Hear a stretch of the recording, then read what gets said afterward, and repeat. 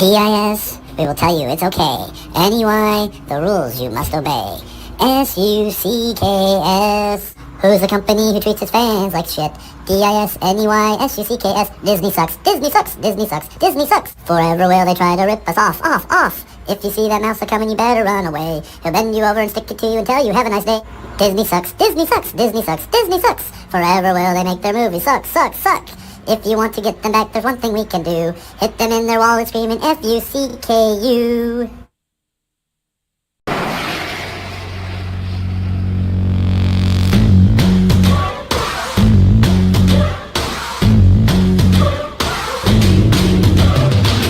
Say they're ugly, some say that they're mean. They're fully electrical, wicked machine. The windshield's Titanic, the wiper is gigantic. Steel they call stainless, but can they stay clean? They may not be perfect, but hey, here's the thing. They make quite a statement, they take flight at breakneck speed. Like a rocket ship, taking off with a blast, quite a shock, is it? Everybody's aghast at the Cybertruck. Test the Cybertruck.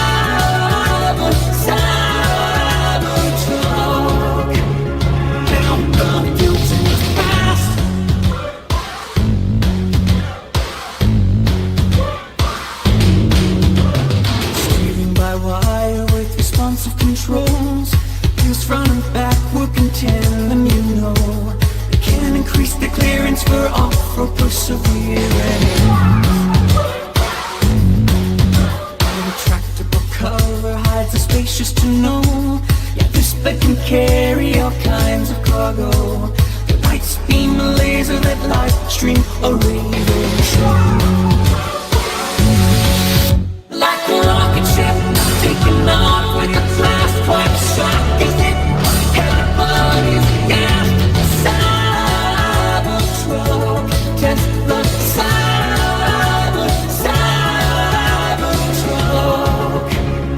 Now the future is past. Maybe one day these beasts will roam the plains of Mars. Now they'll play on Earth and share the streets with all these cars. Rocket ship taking off with the blast, quite a shock, is it? Everybody's aghast at the Cybertruck. Test the Cybertruck.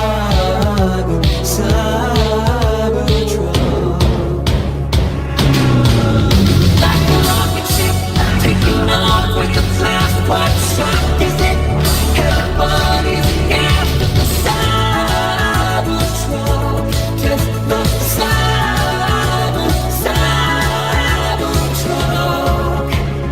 Now the future is past.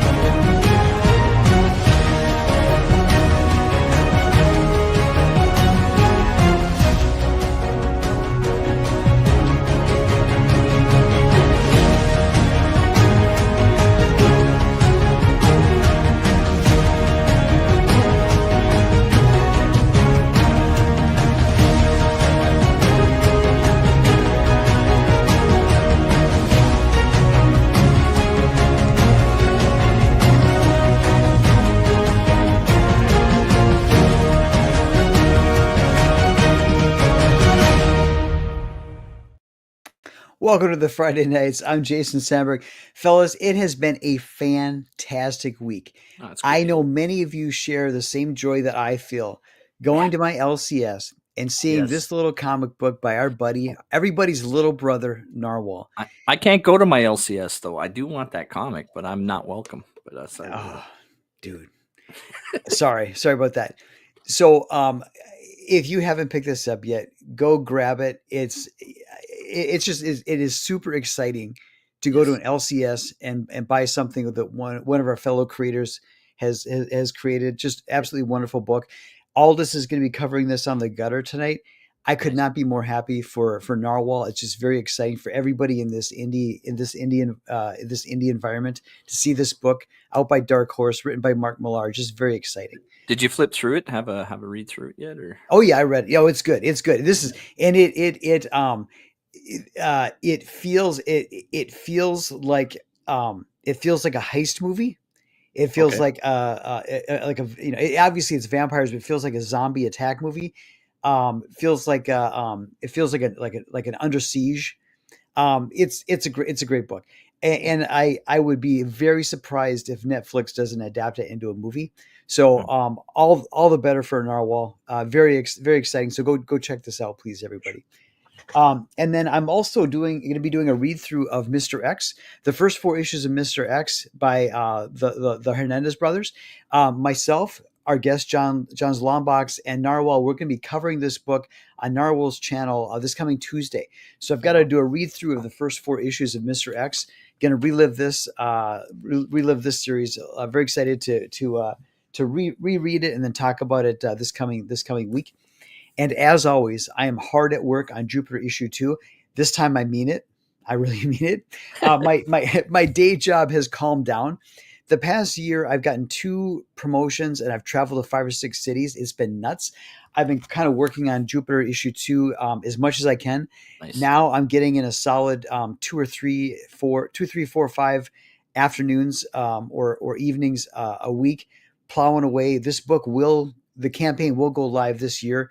Very excited to get issue 2 in everybody's hands. But please, if you haven't backed issue 1, go check it out.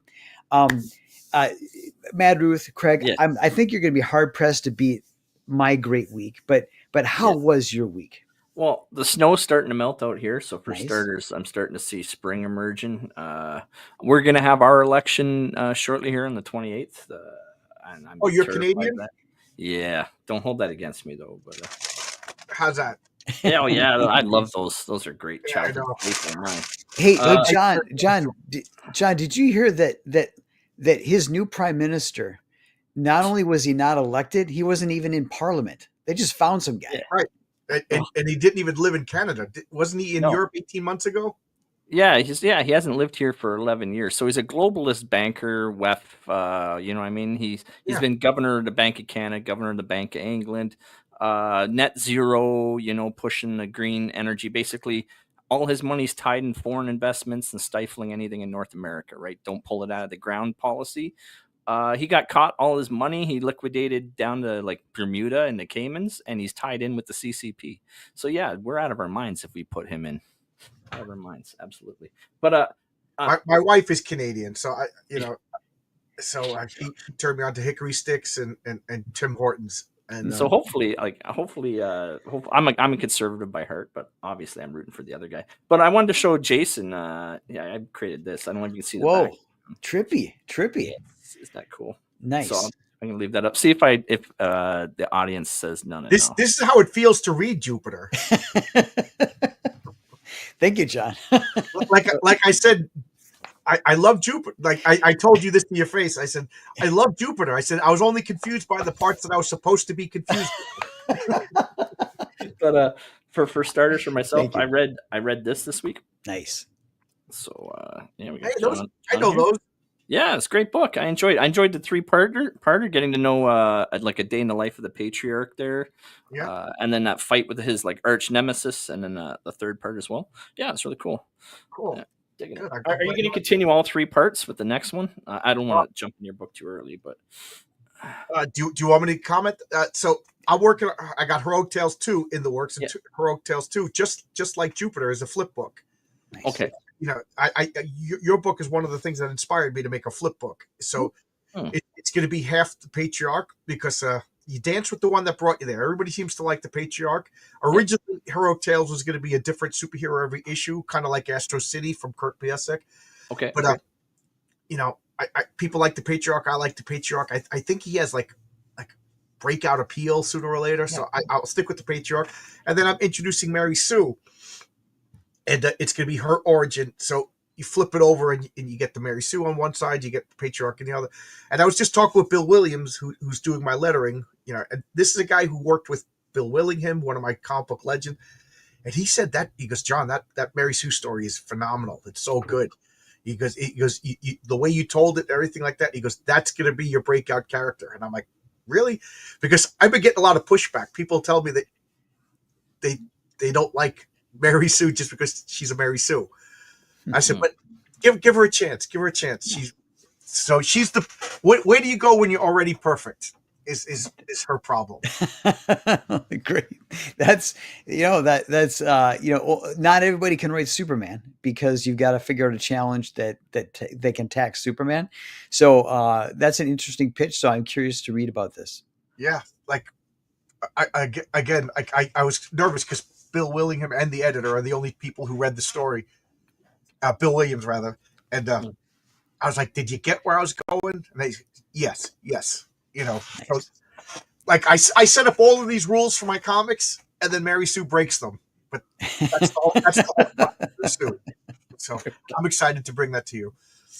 So I got a second parter I wanted to touch on as well. There, sorry, John, jump in. Yeah, sure. Here we go. So channel update for me. So I know you can appreciate this as well because I mean I've watched your channel grow. We're up to actually I think 411 subscribers. So I just want to see anyone watching. There's 34 watching right now. Thank you so much. How many? How long have you been around? So I started streaming when I started creating my comic the last 2 years as in the army. So like I started making just individual streams around 2020, but I would only make like one video a month. I mean. So we only actually started doing this show dedicated for just shy of 2 years ago, and I don't think I had 170 subscribers. So I've gotten here in 2 years. So okay, because it took me about 2.5 years all of a sudden, you know. But I made a 10-minute video every day about comics, and then all of a sudden it was just like an explosion. I still have, you know, less subscribers than other people who've taken off, but you know what I mean. Yep. Yeah. For sure. So.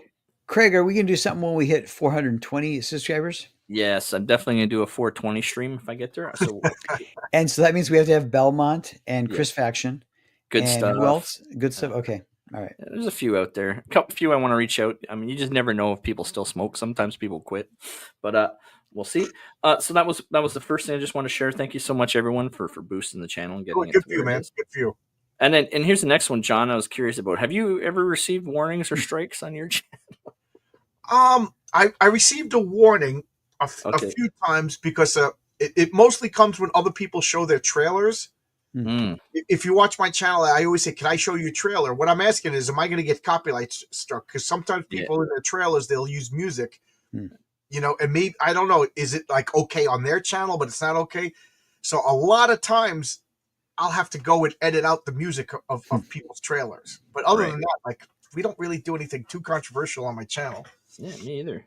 But so a couple, I think was it 2 Fridays ago, I made the mistake of all movies, I took a segment of Snow White and I wrapped it just the end credit footage, and Disney hit me. So if you're wondering why I got that Disney thing at the beginning, they're the ones that did this to me.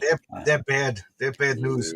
Well, you know, there is something to be said for being viewed as a threat, and so you've climbed up the ladder to the point where you're a threat to Disney. So kudos to you. But I was talking with Jason about this. So this is the 90-dayer. This one goes till June 26th. So I figure we'll keep doing this show on this channel because I'm gonna pump out monthly content like you have to, right? You got to keep feeding the algorithm. It's like feed me Seymour, feed me from. In any case, Little Shop of Horrors. Yeah. So I'll keep the show going here for the rest of April and May. But in June, I think I talked to Jason that.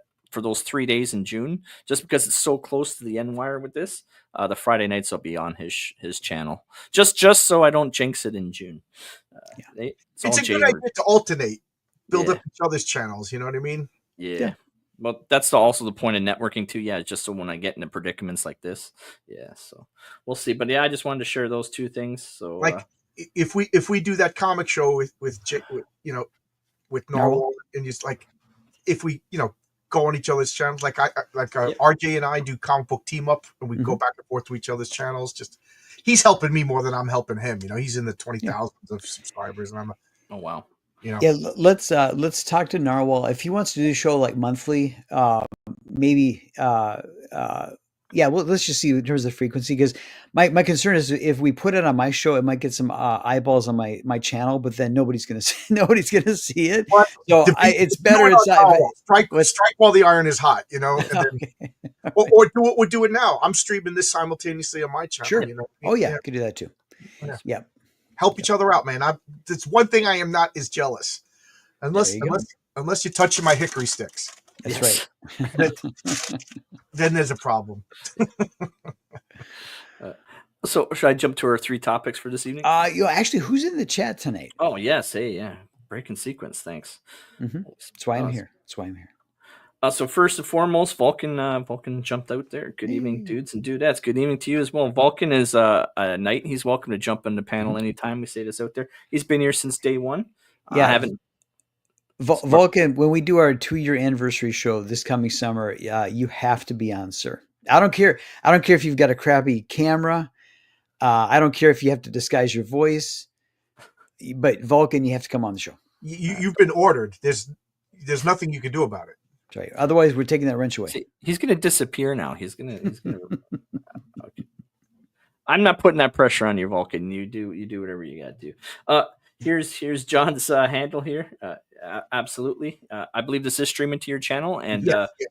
if they're joining us, welcome to the Friday nights. We host this show every Friday night at 10 p.m. Eastern, 90 minutes, 3 topics, 1 guest. And because I'm retired, I scour the internet for funny stuff, and then I throw them in as intros and outros just to make the show entertaining and different. Mark's Music Obsession, hail to you as well. Thank you for joining us. Matt Barr's here. Yeah, I saw he's working on a piece. What was it, Warthog? I saw pictures of that. Did you see Matt's page in Heroic Tales? Yes. Yeah. The Sea Good Hippie stuff. Oh my God, it's so good. It's so good. I've also got Rock and Roll Ninja. So I love Rock and Roll Ninja. I was, working in Manhattan. I keep looking at the tops of buildings, and Matt and I were just talking about that the other day about ideas for superheroes. From Matt, I'm not stealing your idea, but I thought of it simultaneously. He knows what we're talking about. Parallel ideas. It's only a problem if one of you makes millions of dollars. Let's be honest. Right. Then the long knives come out. That's right. Philbo Baggins joining us. Hail to you Philbo, as well. I met you at the Graham Nolan cigar party, right? Nice. Belmont, Daddy Belmont. Joining us. Yes, chasing around a newborn. I hope you got one of those jumpy things. That worked really well for me. The bouncing thing with all the stuff that goes all the way around the ring that they can play with. Yeah, that bought me a couple months. So Justin, what's harder to do? Make a comic book or make a baby? Which is funner? Yeah. Making the baby is fun until the baby comes along. It's not so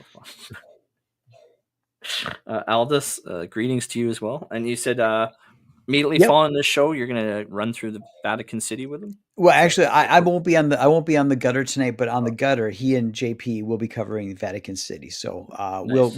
I'll throw that link in there as our show winds down. So that's on the radar for tonight. Cool.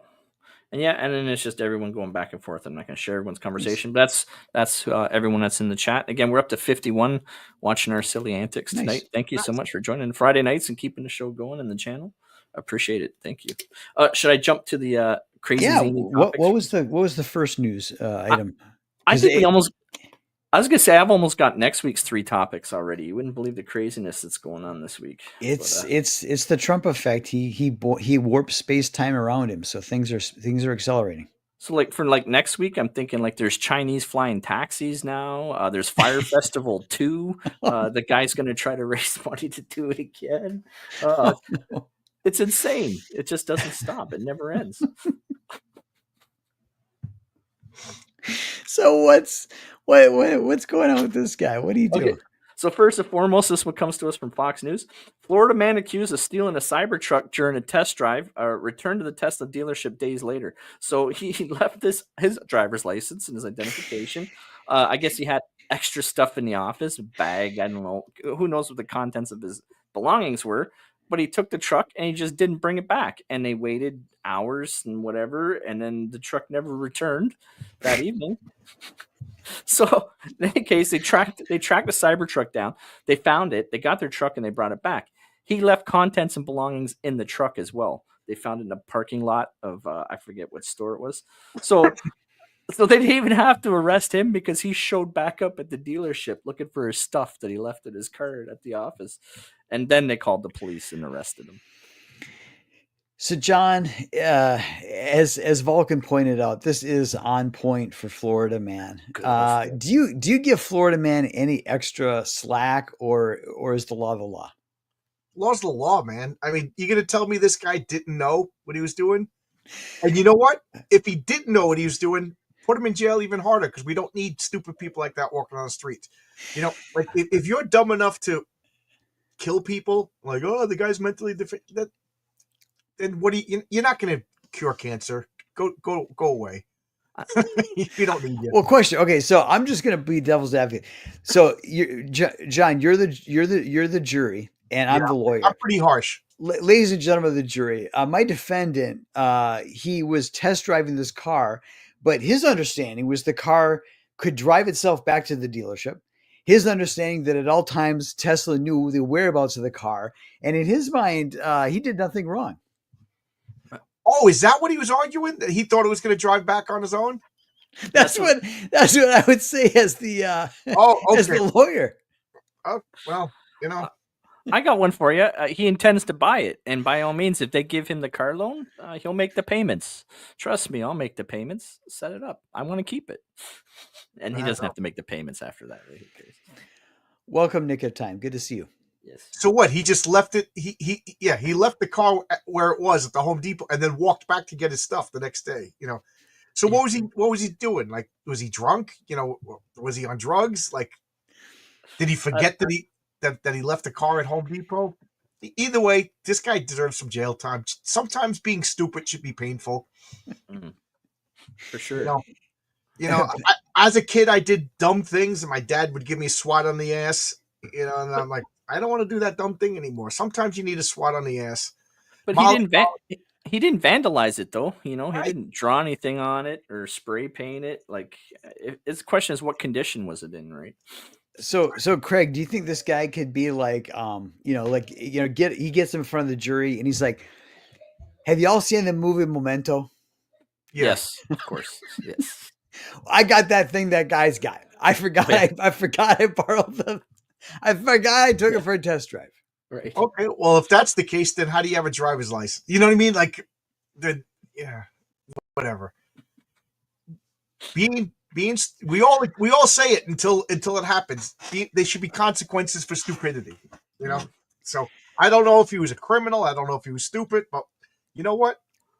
So Nick of Time says, I don't mind stupidity. What I mind is arrogance, thinking you hurt people but can get away with it. Yeah, well, for sure. I think we're too lenient in this country about everything. You know, I'm going to try one more. I'm going to try one more angle. I got one more angle for you. Okay. Ladies and gentlemen of the jury, my client here was taking the Tesla out for a test drive, and a mob of pink-haired, blue-haired Antifa started chasing him. Right. He parked the car and he fled for his life. This was just an act of self-defense. Okay, and I say roll the footage because everybody knows. Right. Although you almost had me with he thought he could drive back home. Yeah, I think that's a good one. So you're saying, that's- John, you're that's- saying I planted a seed of reasonable doubt. Yeah, That's you, right. you did actually. That's a good All one. you got to do. The glove don't fit. You must have quit. That's right. Let's see. What would be the Johnny Cochran aphorism for this one? If the Tesla don't drive, If you the must self-drive abide. don't arrive, the charge must not arrive. Yes. Yeah, if the car don't drive, then he gets the slide.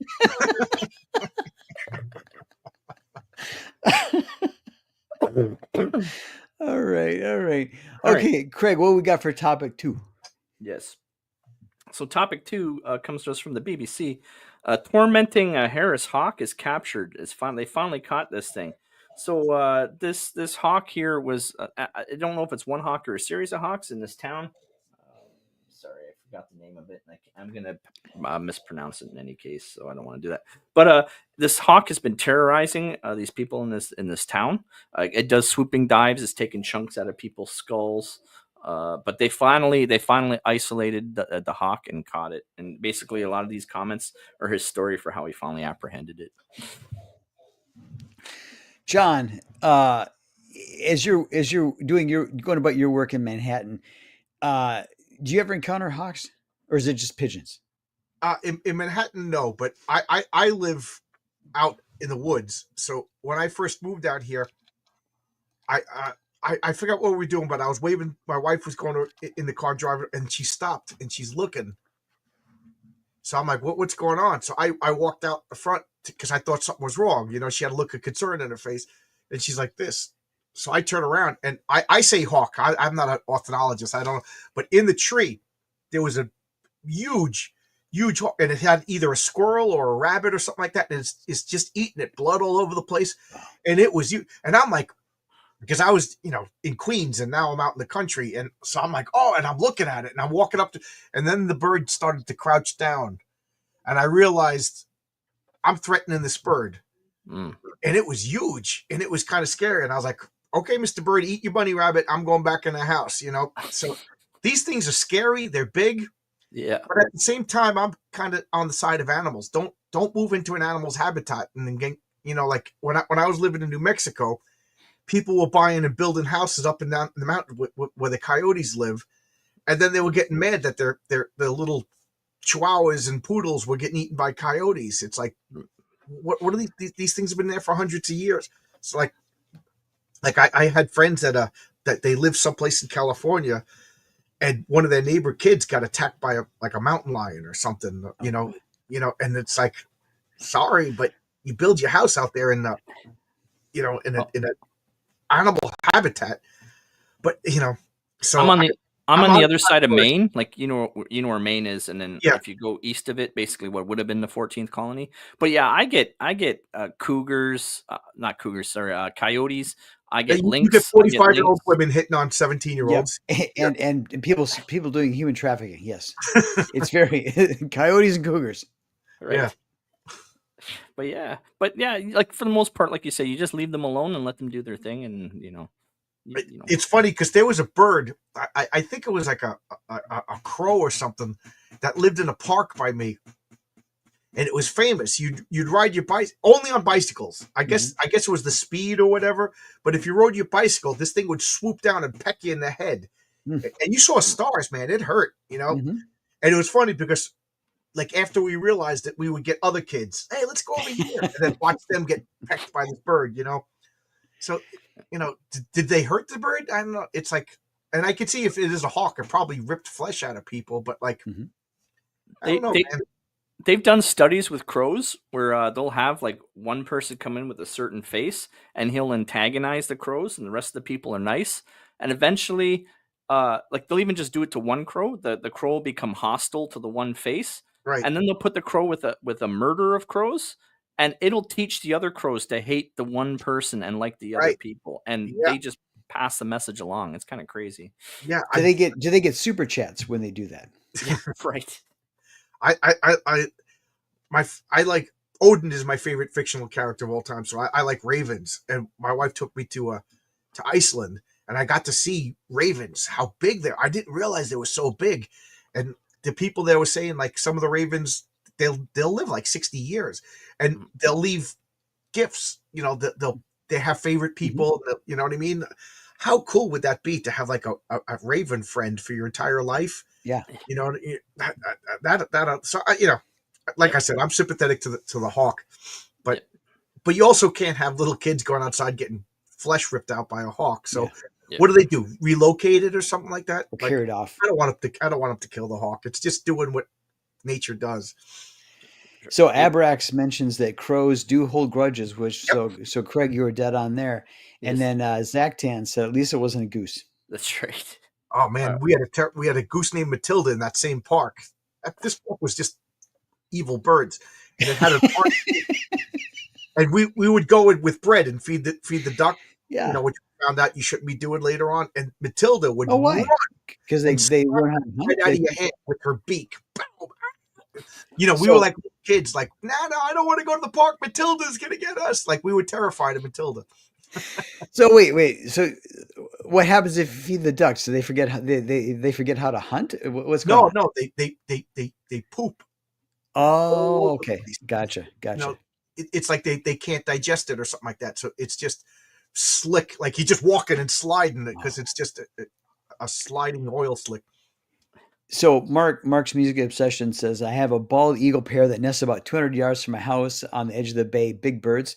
Yes. So to dovetail on, sorry, that was an intentional pun. To dovetail on what Mark's saying there, about 10 years ago, I was jogging. It was at dusk, and I came down this hill, and it was kind of near a pond. And from behind me, I'm going to say it's about 10 feet above me, this bald eagle flew right over in the same direction I was running.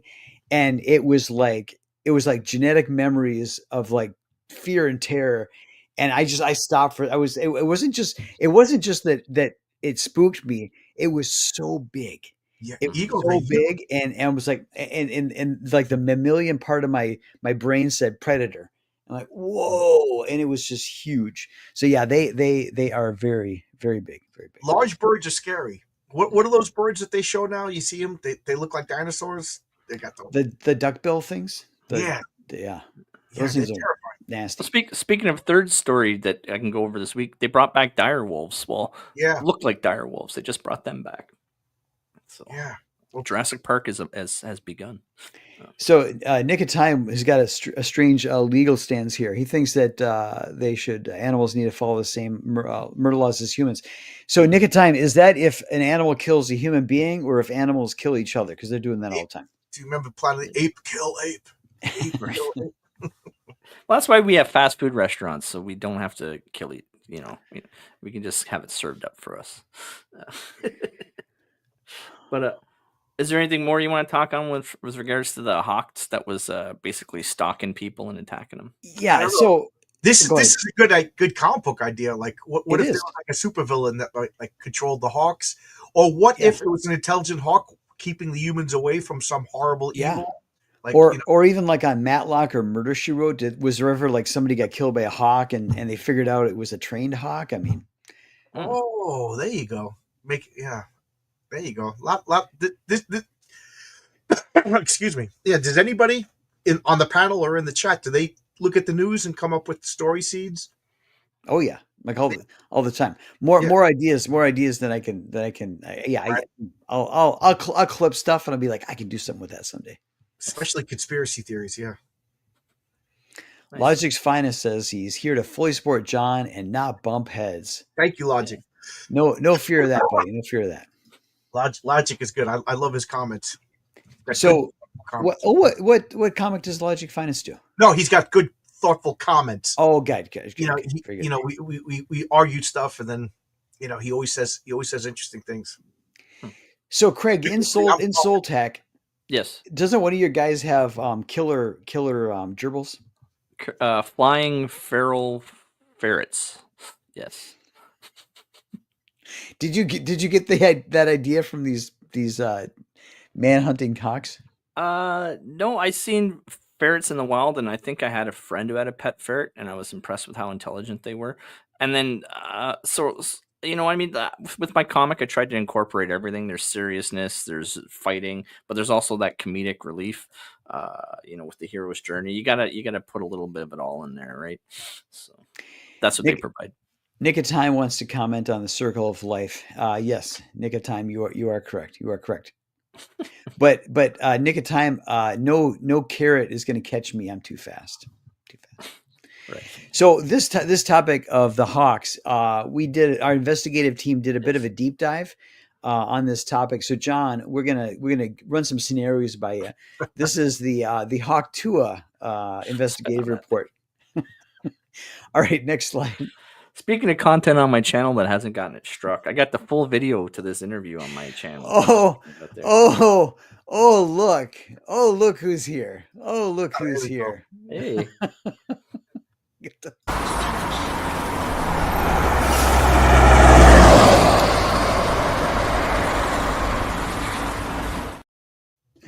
Ladies and gentlemen, that was a drive-by by our friend Hojo in the Mythicals machine. Go check out Mythicals 1, 2, and 3, and back Hojo. Yeah, I think I'm back. I think I'm backer 1 on issue 2, and I'm going to stick with that. I'm sticking with that. Thanks. All right, John. Say, that is sexy, and that girl looks good too. Oh yeah. So John, who would win in a fight, Hawkman or Hawkgirl? Geez. Hawkgirl is known for her like ferociousness, but this guy is awesome. I forget the actor's name, but I just love Prince Vultan. Right? I just love him. I want him to win. That's not Hawkman. No, that was Hawkman. That's Prince Vultan from Flash Gordon. Craig, we need to hire new investigative reporters. They can't get anything right. They can't. See why I want more people on the panel, so you can't pull so many over my head. That's why. If it was Hawkman versus Hawkgirl, Hawkman wins. But Prince Vultan beats everybody because of that voice. Go watch Flash Gordon. Brian Blessed. Brian Blessed, yes. Voice is awesome. Whenever I see Brian Blessed, what's that? I said he commits to the bit, man. This guy loves this performance. It is awesome. When I see Brian Blessed, I always get pulled back to I Claudius when he played Augustus Caesar. That's my like. Oh, wow. Yeah, this plus when he played Hawkman in the Flash. Is that a comedy or something? I Claudius. No? It's a BBC it's a BBC teleseries about the Roman Emperor Claudius. Yeah. Who was the emperor after Caligula, but it shows the palace intrigue from the time of Augustus Caesar all the way through when. It's great. Good read. I that's the kind of stuff I like to read. Yeah. And Patrick Stewart is one of them. I forget who he plays. Nice. In the BBC production. It's one of his first roles back when he had hair. Yeah. But I gotta say, I saw everything that has anything to do with Rome. You always find something else. I Claudius is awesome. She looks awesome in that costume. I got to give credit where credit is due. Yeah. You're gonna see more of her tonight. And Nick of Time, he's saying Hawkman, but I'm saying Nick of Time. If you saw Hawkgirl there, you'd be too distracted to fight. So yeah, let's just be honest here. Yeah. Cosplay girls make better costumes than movies. They do. Because they care. Yeah, they do. Zach Tan says Hawkgirl has plot armor. I don't know. We'll see. And Brain Blessed or Brian Blessed. Very good. And a fellow American who saw I Claudius. Salute. Yes. If I may brag right now, that's my college degree is Greco-Roman history. It is. Okay, well, there you go. I should have guessed with a character called the Patriarch. Yeah. And the Roman imperial colors. All right, so I think the consensus is that Hawkgirl is a fan favorite, but people think that Hawkman would beat Hawkgirl. All right, let's see. Let's check out the next matchup. All right, John, who would win, Condor Man or Hawkgirl? That's what's his name? Don't tell me. The actor. Oh God. From Three's Company, right? I don't know. I saw Condor Man so long ago I can't remember. Yeah, the actor who died. What was his name? But he was from Three's Company. But I didn't see Condor Man, and that's Michael Keaton was in that movie, right? He was like the mentor. to Oh, I think it's Birdman. I think oh, that's Birdman. Birdman. So I'm thinking of different. Condor John Man. Ritter. John Ritter. Is that John Ritter? No, it's not John. He was in Hero at Large. Okay, so I'm going with Hawk Girl. All right. Craig, who would win in a fight? Because let's be realistic, it's going to devolve into a wrestling match, and who would you rather? I'm just gonna pick Hot Girl. Yeah. Mark's Music Obsession says flying blind on a rocket cycle. Yes. And then words of wisdom for Maromi. Dive. Wait a minute. Is Jesus standing behind Condor Man? I think that's the stunt coordinator. Okay, because it looks like sandals and a toga, and it looks like there's a halo above the wings. So is this like a foreshadowing that he dies? It could be. Martin Stevenson says Michael Crawford. That might be the actor. Okay, so I got mixed up. Hot Girl for the win. Yeah, Yeah. Nick of Time. I think we're on the same wave of Nick of Time.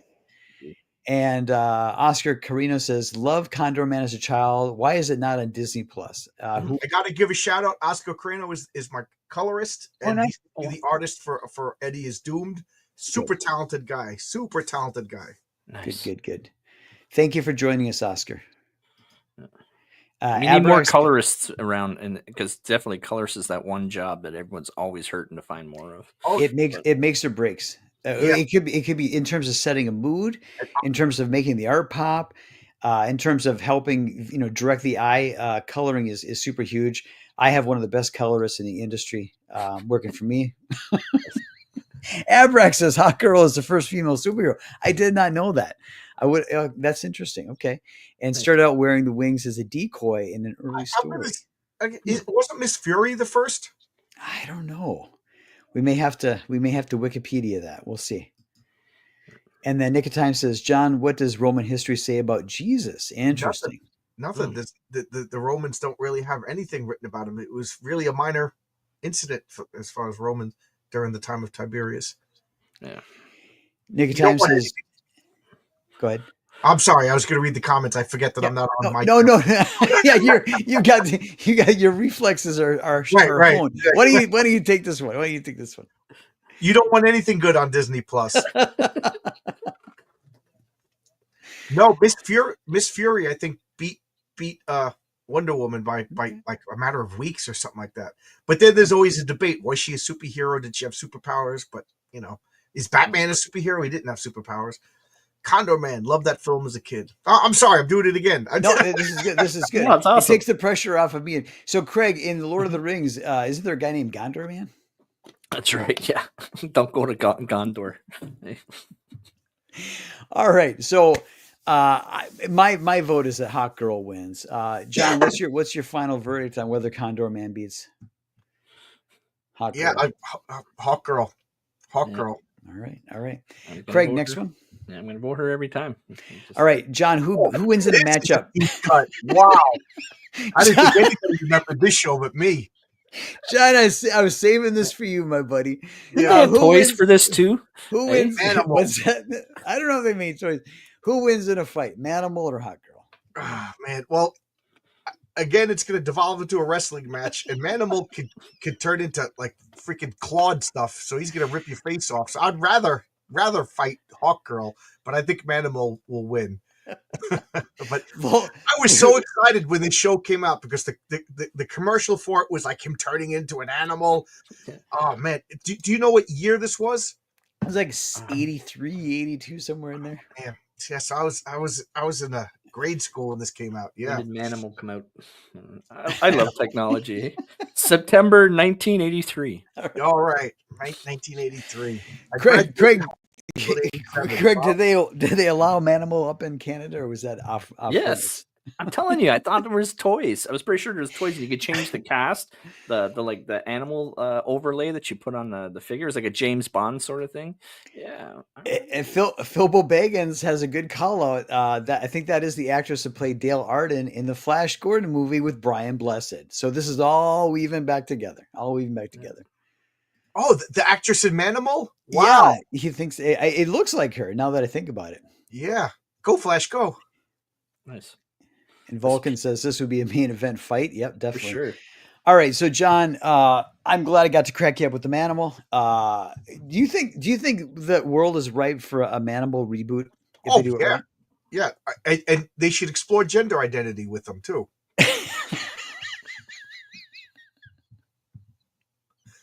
They should call him Femanimal.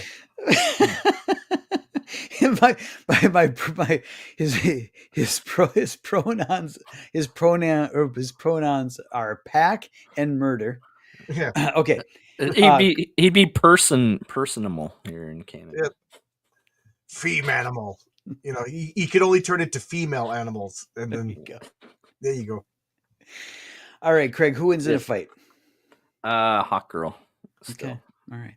All right. Next matchup. Automan. John, you remember Automan?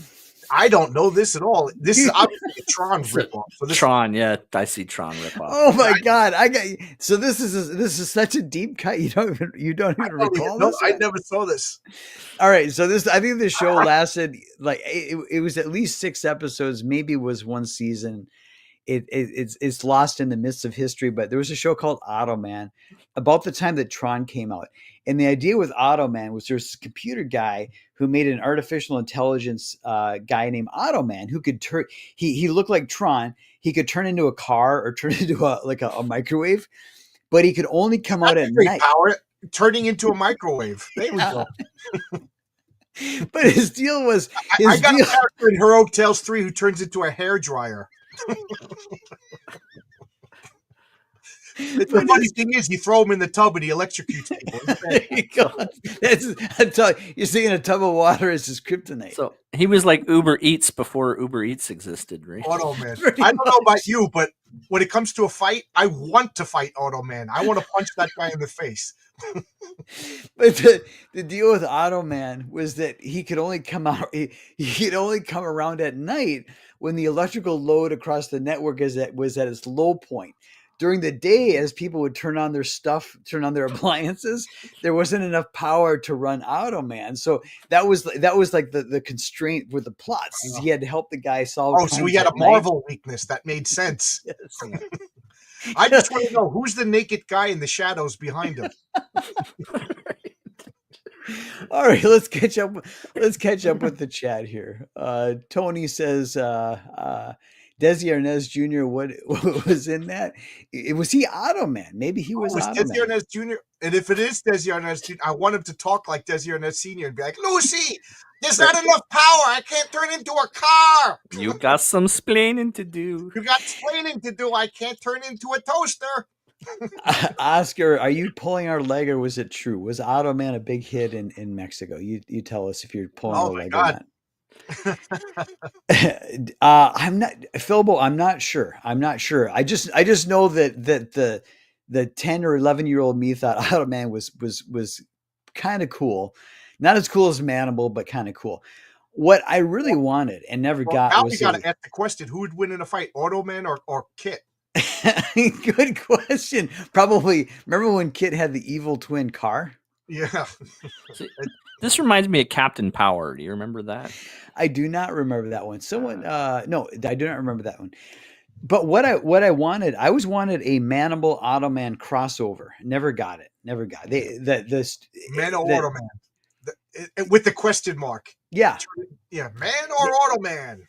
They were just leaving money on the table. We would have watched the hell out of that. Well, Automan versus Manimal. If they have Manimal and Automan, it's missing. They got to have Veggie Boy. So you have like animal, mineral, vegetable. There you go. Yeah. All right, Craig, who wins in a fight, Hawk Girl or Automan? Gonna have to say Hawk Girl. I don't even know who Automan is. So, yeah. Nick of Time, that is correct. He'd be standing there and then he would turn into appliances or cars and solve crimes or stop crimes and solve mysteries. It was like Murder She Wrote, but he was glowing blue and could turn into a toaster. Before morning comes and then he disappears. Street Hawk. Logic's Finest asks, who remembers Street Hawk? I do not. I do not. Does that ring a bell, anybody? No. Okay, so dirty old dirty fatty. That's just exactly the kind of question I would expect from you. Who is the hot girl? That's our hot. That's the Friday Nights Our Hot Girl. That's who that is. I remember the Greatest American Hero. It's That- the I greatest theme song ever. Great Fun- theme song and a great show. It was legitimately a great show. It was a good show. It was a good premise. Yeah. Because it's a quintessential American feature that nobody reads the instruction manual. I would always watch the Greatest American Hero and Fall Guy back to back. Oh yeah, Fall Guy there was you good. go. Oh, let's see here. We got so he's an upgrade from Ben 10. Kind of in a way. Does Ben Gret 10 turn into a toaster or?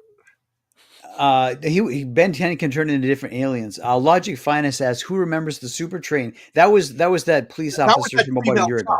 Right? Yes, Right. Right. That was January 2024, wasn't it, or something? All right. Heroinberg says, Automan was a fun show. Yes, it was. It was like Tron meets Knight Rider. I can see that. There was also a great electro track called Automan by the legendary group New Clues. Remember Jam on it. So we may have to hunt down that track. Nice. Heroinberg knows everything. If you make a mistake and Heroinberg's in the audience, pressure is on. He knows everything. Old Dirty Fatty's right. He did lose the instructions, and that was thanks to the show. But yeah, you're right. Yeah. All right, and then I think Craig, was it one more slide or was that it? Yeah, no, that was it. That was okay, the last slide. Nice. So I brought back our Hawk. All right, so John, I just want to say I'm relieved that we're not talking about the Hawk Tour girl. So I was panicking for a second. I've been saved. I was saving Automan and Manimal for you. And I wanted to do a bait and switch with the Hawk Tua girl, and Craig gave me the perfect excuse, the perfect layup for my slam dunk by bringing up this Hawk story. Can I touch on Bitcoin and e coins for just 1 second? Yeah. Treat them like you treat the casino. Don't put your entire life savings into those things. Unless it's the Soltac NFT. Right. Mark Boyd says, who would win, Hawk Girl or Hawk Tua Girl? Everybody knows it would be Hawk Girl. She's the fan favorite. And based upon the feedback from the chat, I think Hawk Girl is going to make a comeback. I think she's going to be a recurring character on the show, but we won't. Yeah, what I liked about her is like she was like a regular girl, but hot. Yeah. You know what I mean? Like she wasn't like that washboard and supermodel chick. She was sexy. Bosom buddies, yes. Tom Hanks in a dress. His first Peter Scalaria and Tom Hanks. He was in an episode of a Taxi before that, and before that he was in that Dungeons and Dragons Mazes and Monsters. Mazes and Monsters. My father wouldn't let me watch Bosom Buddies. It had transgenderism in it. Transvestitism? Yeah. Craig, when did transvestitism become transgenderism? Is that when America took the wrong turn? That's actually going to be, if I could get to like issue 15 of Heroic Tales, that's actually going to be a topic. Apollo versus Dionysus. Dionysus brings transgenderism and the depths of civilizations. So how's that for Roman and Greek history? Good Wherever one. Dionysus comes, it comes transgenderism and the death of a civilization. So right now we must fight Dionysus and bring us back to Apollo. That's right. Tony's got it. So John, I know in your show you do that clobbering time where you match up people and say who would win.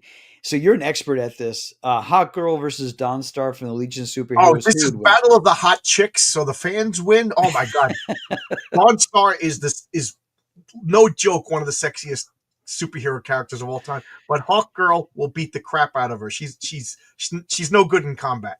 She's got super tracking ability. The best she could do is flee because she could flap her wings at hyper flight speeds. But Hawk Girl will beat the crap out of her. Hawk Girl is the warrior. Dawnstar is the tracker.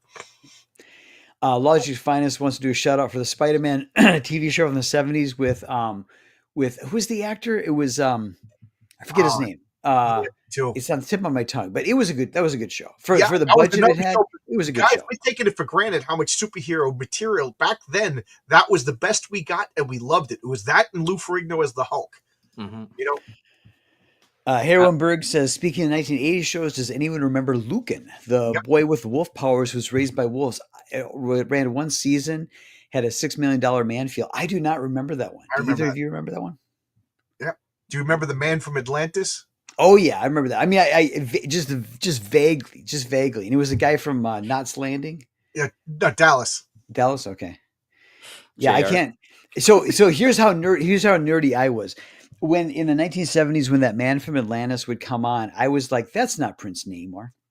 That's how nerdy I was. All He- right. Oh, He swam like an eel. John, did you just threaten your audience with trannies? No, I threatened them against trannies. I'm on Team Apollo. all right. So Abrax went to Wikipedia or his comic we book go. collection and has got a call out. Sheer All shame. right. Okay. All Very right. good. A little bit of good. trivia. Land of the Yeah. Lost. I when I was a little kid, I loved Land of the Lost, and when the Slee Stacks would come on, I would like kind of hide behind the couch, and I would just like look over the couch at the Slee Stacks. I tell you, man, the Slee Stacks are legit great design. Yeah, I love Fleet Stacks to the point, when we find the alien Illuminati, because I said there's going to be conspiracy theory, I really want them to look like Slee Stacks. They are so cool. There we go. Herrenberg's got my back. Yeah.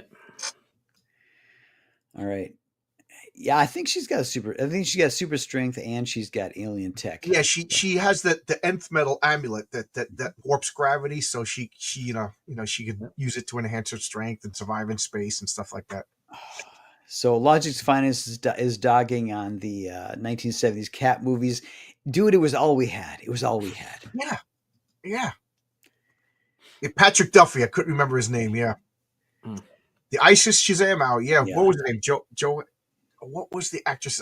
Joanne Cameron, I think is her name. She was so cute. Okay. Interesting. I may have to hunt down some. What I'll do is I'll go on YouTube and look up Lucan and see if it jogs a memory. Sometimes I just completely forgotten about a show, but if I see it, it's like, oh, the synapses fire and I can remember it. I may not be from the 80s, but I remember a cartoon about a boy in Mexico who became a superhero named El Tiger. Good show, rushed ending, but the same guy that wrote the Book of Life. Never heard of that. Captain Marvel, I'll never call him Shazam. Yep. Absolutely, I love Captain Marvel. He's one of my favorite superheroes of all time. Just so cool, and hasn't gotten the last time he was any good was in DC's Power of Shazam with Jerry Ordway doing it. Kathy Lee Crosby played live action superhero. Yeah, she was Wonder Woman in the pilot. Oh, interesting. It was her, and Deborah Winger was Wonder Girl. Tony. No, Tony, I think they might try to, but I don't think so. Not our Hawk Girl. I would believe it. I mean, why not? All right, Craig, what is topic number? We have third topic tonight? Yes. Okay, let's blast through it so we can look at Heroic Tales 2 and get some eyeballs on that thing. So our third and final topic for this evening comes to us from Upworthy. Yeah, teacher who goes above and beyond for her biology lesson wears anatomically correct suit. So this teacher, I don't know if her name's Veronica Duque or whatever yet. So she wears these different suits. She wears a skeleton suit, but it went viral when her husband decided to take pictures of her in the anatomical suit and post them online. And then bam, that went viral. I was just about to say that, Phil. I was being quiet, but Slim Goodbody did it first. And Slim Goodbody was much less busy.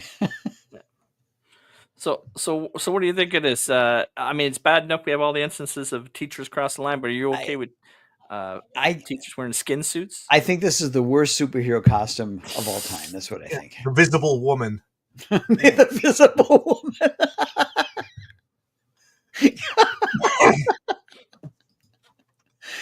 Oh, ouch. I don't know how I feel about this one. Yeah. Like I all I know is as a young teenage boy in class, I think I'd like it. Yeah. I don't know. Like it is a clever idea to get kids to remember stuff. It's not obscene. Teachers wear like jogging shorts to work now. Teachers true. just dress. I do believe that like teachers should have a dress code, dress standard, and everything. First off, I would like to say, as a former public school teacher, I hate teachers. I never met a bigger group of crybabies that want to be patted on the back for doing a piss poor job.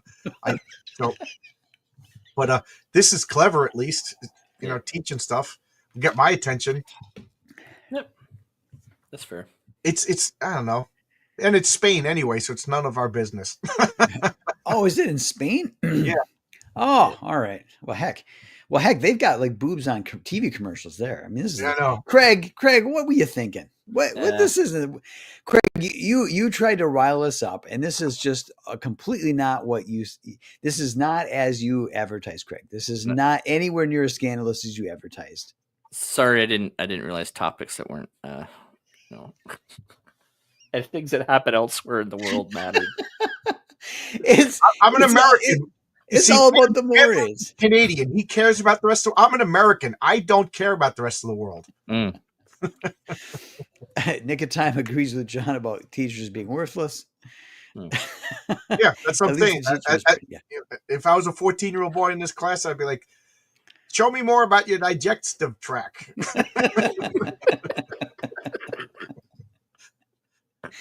Oh yeah, at least this is educational. Yeah. I agree with that. Is it like, can I go to the library for skin tight bodysuit story time?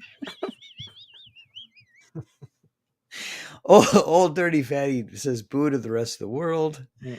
And we don't expect much prudence from Europe. That is correct. That is correct.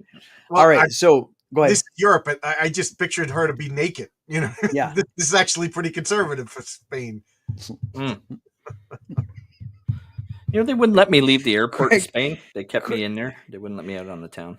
Craig, if this woman was in like Syria or Iran, would she get stoned? Definitely. Yeah. Oh, for yeah. Sure. Well, she wouldn't be allowed to be a teacher, right? Oh, there you go. There you go. All right. Hirwinberg says Spain is great. Salvador Dali was from Spain. Let's see here. We all know they all look like Ana de Armas, right? Isn't it like? Yeah. Well, we wish. I think she's Cuban, technically. All right. Yep. And all right. So let's look at Heroic Tales 2. Craig, Can you bring up the campaign? Let's do a baseline and see where John's at here, because I think this he's in week 1, I think. Let's see. Let's do a baseline and see where he's at in terms of backers. Can I first and foremost play the trailer? Because he's got a trailer. That's fine. Yep. Sure. All right. So we have 95 watching, joining us this evening. Thank you so much for joining us. We're an hour into the show. Here is the trailer for Heroic Tales 2.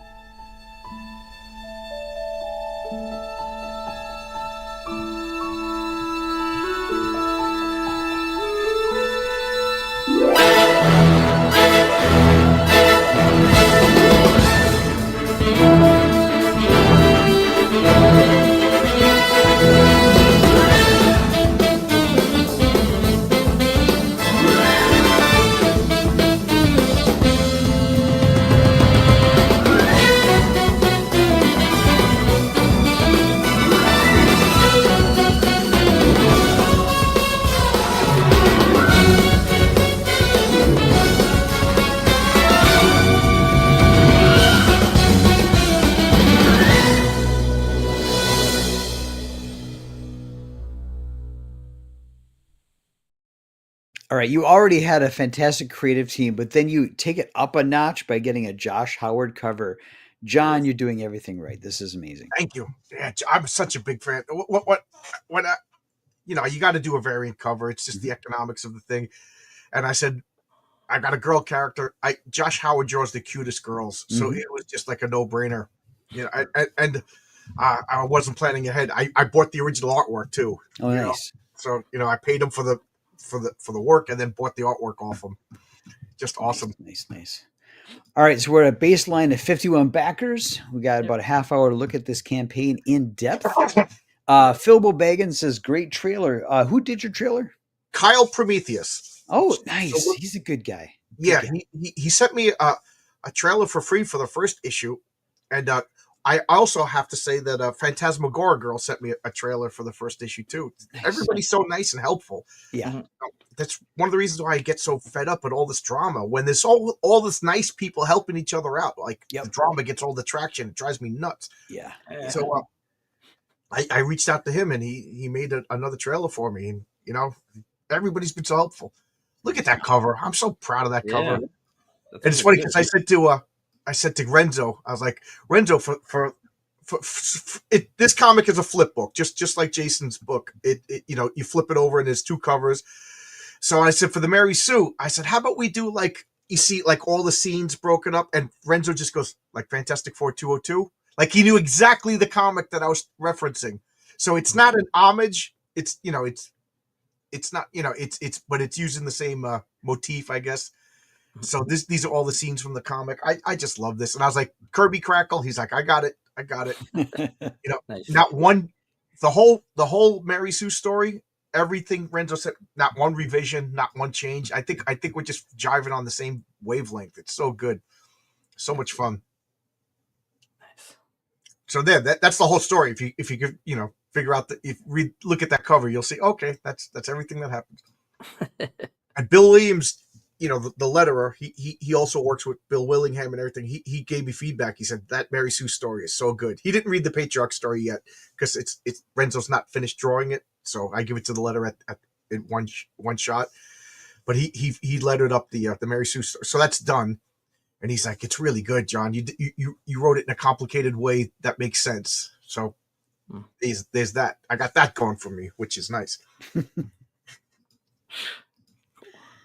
Nice. Like I said, where do you go? You're already perfect. So where do you go from there? See, it's a flip book, Okay. just like Jupiter. Nice. Those are the two Renzo covers. And if you scroll down, you can see a better, on upside down. So that's, the Patriarch story is about 22 pages. Patriarch, it's literally the day after issue 1. So if he was kind of beat up and everything, and he was tired, and he wants to spend the day with his wife and kids. And he basically tells them, because I got to take a day off once in a while.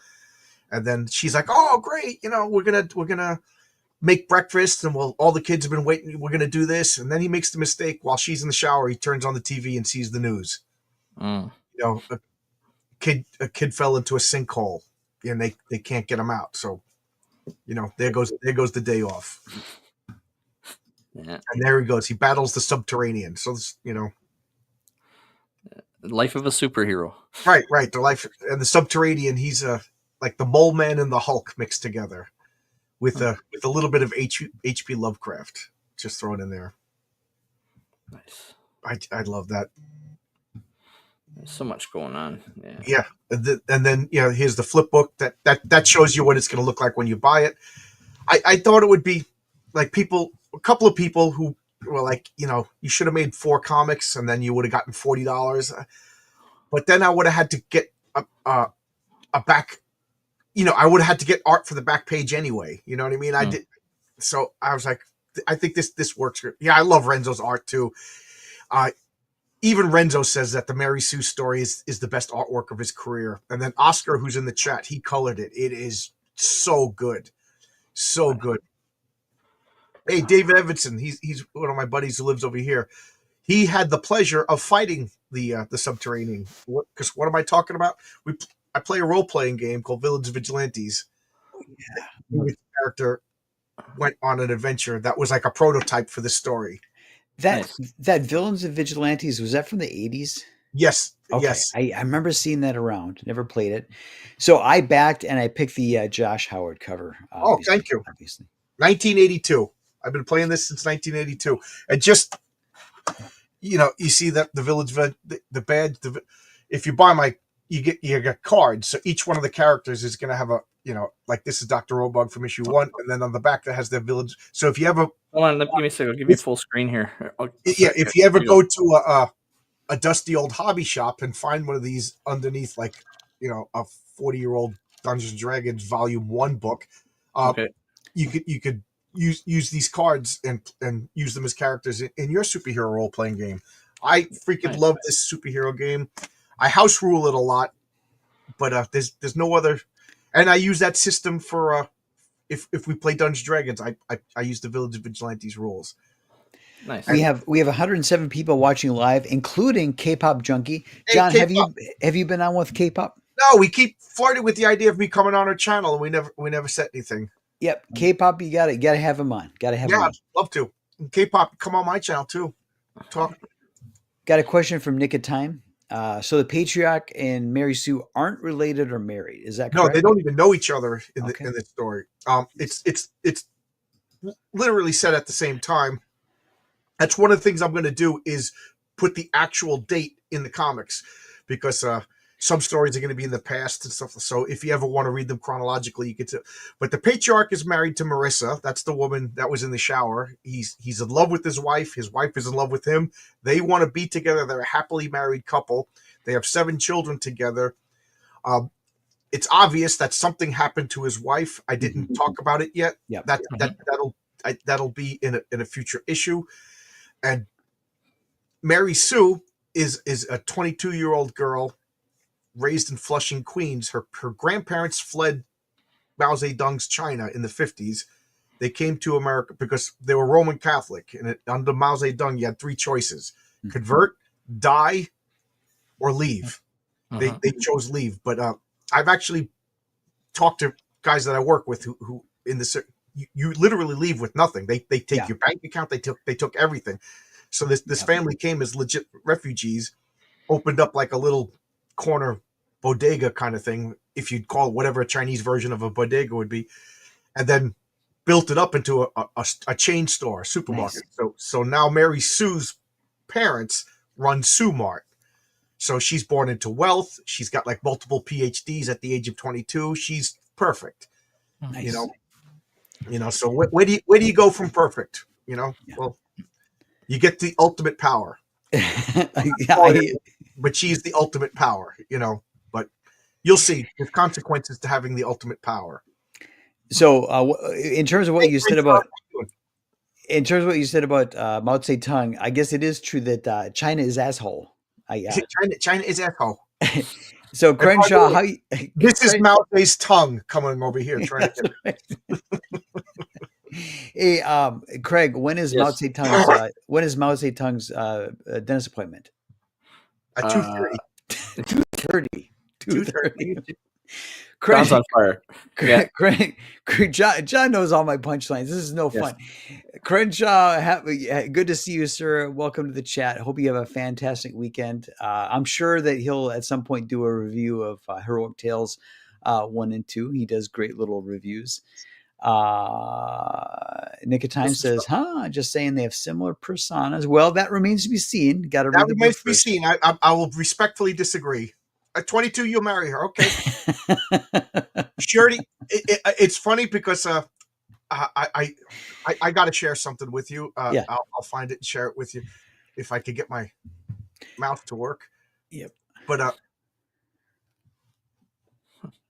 I'm just flipping through sequential pages. Yeah. And I'm John, making while you're... Did we freeze? Did I freeze or did you freeze? I think John's roboting. Yeah, I don't know. Yeah, John, you're roboting just a little bit. Is you? Yeah. There, I think there's you're a back. storm over here. I think you're back. Yep. So, John, one of the things that I liked about the first Heroic Tales is you plot people right into this kind of fully formed and well thought out universe. One of the things was the patriarch's wife, because obviously you can see that she's been injured in some manner, and it kind of you present all of these threads, whereas the reader, you're like, I want him to pull on that thread. I want to see what's happening there. And I think that kind of you did a good job with issue 1. And I think when people say, "Hey, the patriarch's their favorite," I think it's just because you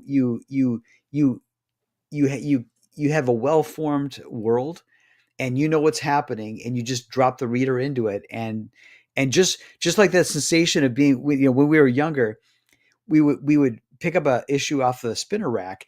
We didn't have the issue before, and we weren't sure if we'd be able to get the next issue. Right. But we were in the middle of it, and we wanted more. And I think you captured that experience with the first issue. Oh, thank you. there's a crowd scene of all NPCs, I guess I'll call them, but the three, and like I could pontificate for an hour about these three characters. That's the mayor, Lucius Kane. If the suit, the backup story, that's him now, because that suit was set in the past. That story was set. That's Regina, the emotionally disturbed stalker reporter. Oh, thank you, Vulcan. She's got a big story, and oh man, her story. I hope it tugs at your heart when you find out what happened to her, and why she's the way she is.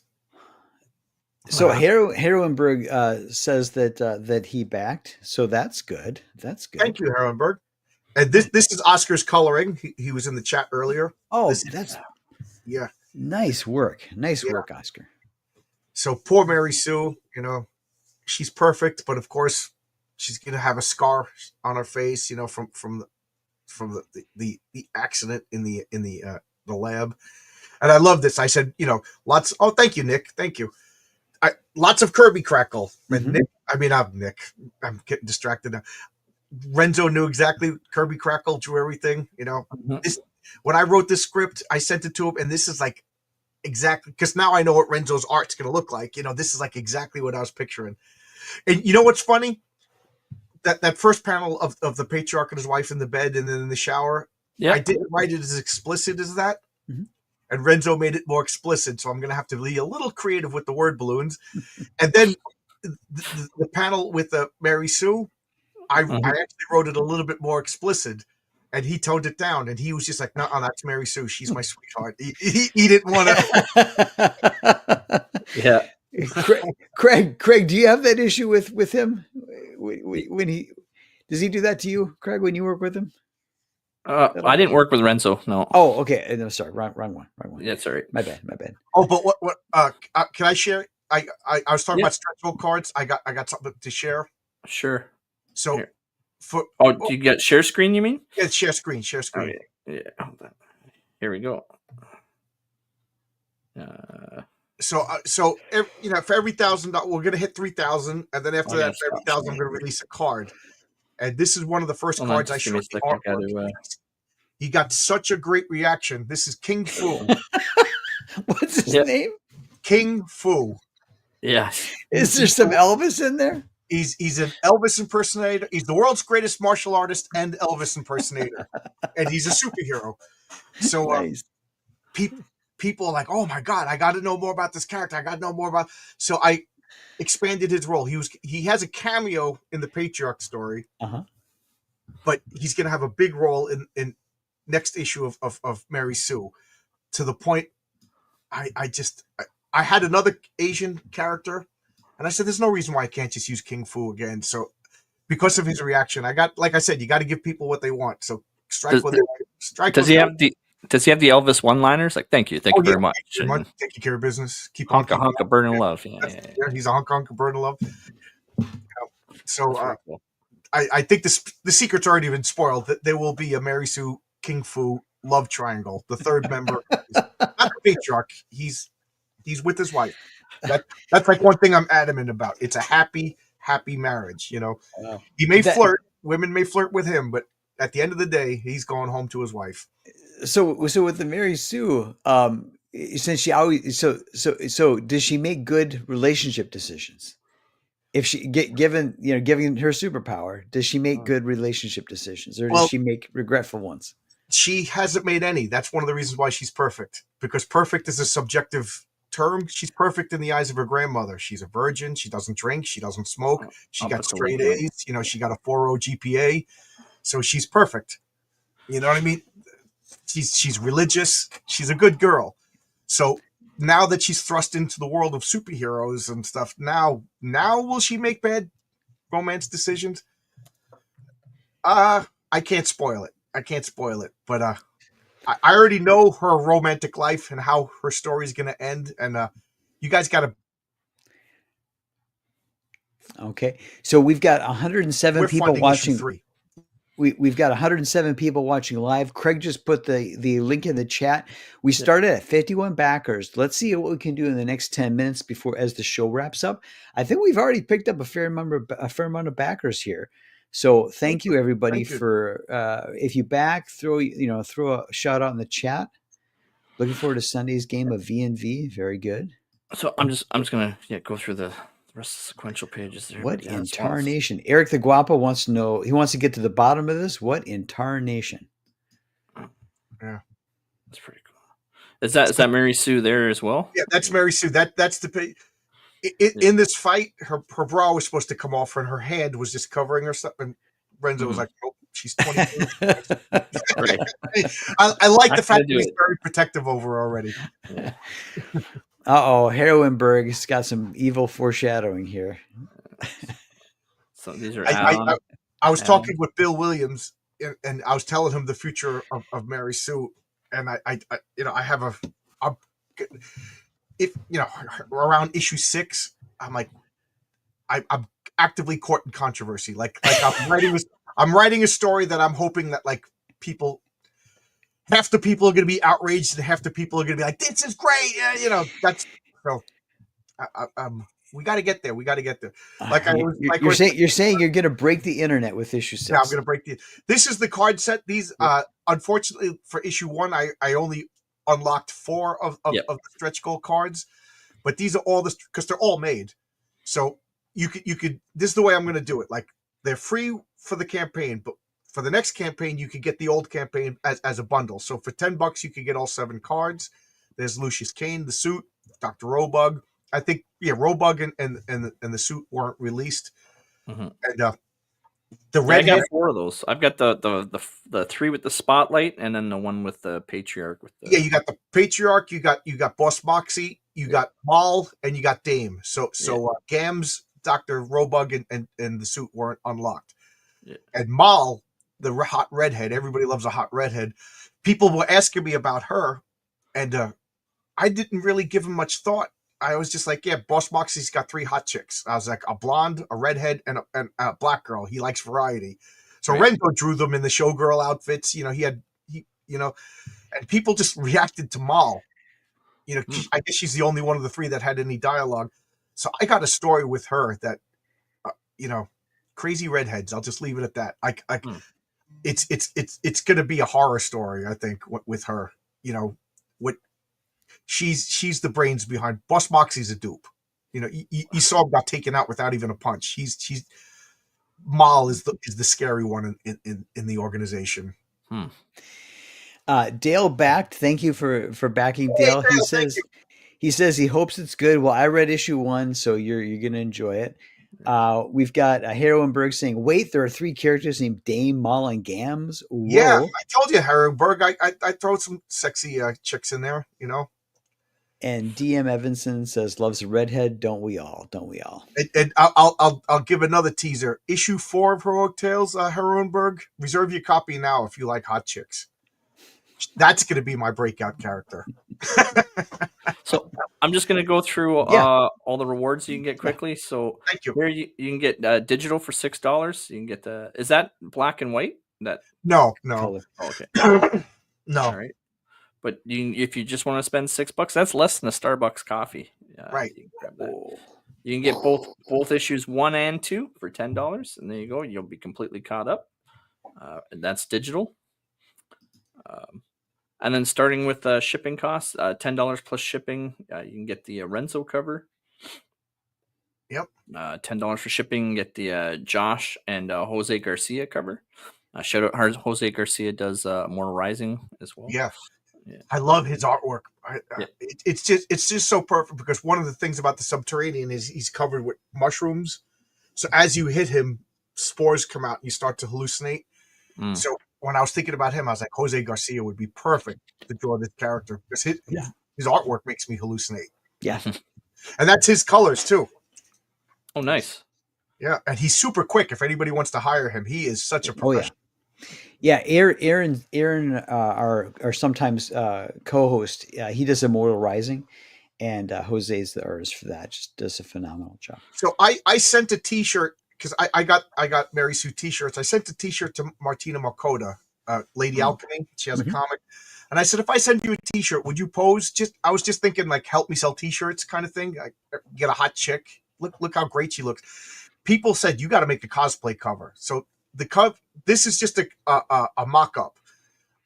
Luke Stone is making the cosplay cover, so it'll he said it'll probably get updated by the end of this weekend. But it literally, she sent me these pictures like the day before we released the campaign, so I did get it. So, but look at that. Yeah.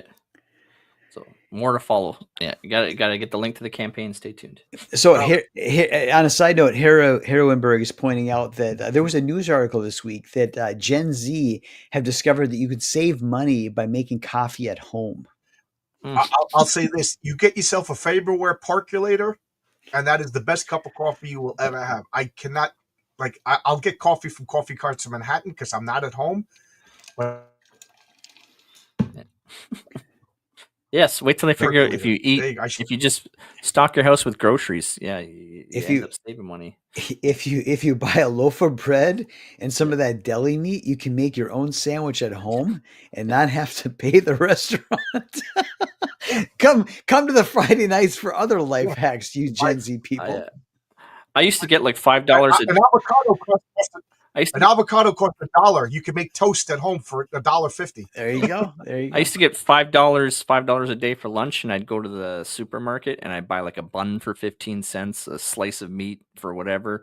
They'd put mustard on it, and I'd go to the 10-cent pop machine. So yeah, I'd spend 45 cents of that on my actual lunch, and then I'd pocket the rest. Buy comic books. That's what I used to do. Yeah. This here is the two bundles. So buy both comics. There's no savings on it. I'm sorry, guys, but $10 plus 10. I'm not making that much money anyway, so I couldn't justify a bundle. But you save on shipping. Yeah.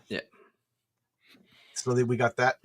And then scrolling down here again. I'm narrating everything. I keep forgetting I'm not on my channel. Okay, it's okay. This is issue 1 and issue 2 bundle.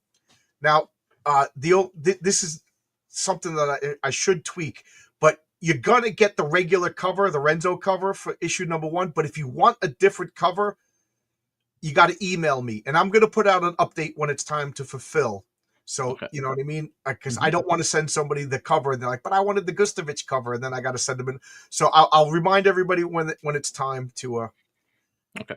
Yep. Yeah. Heroberg. Yes. There's a Martina Markova cosplay cover. Yep.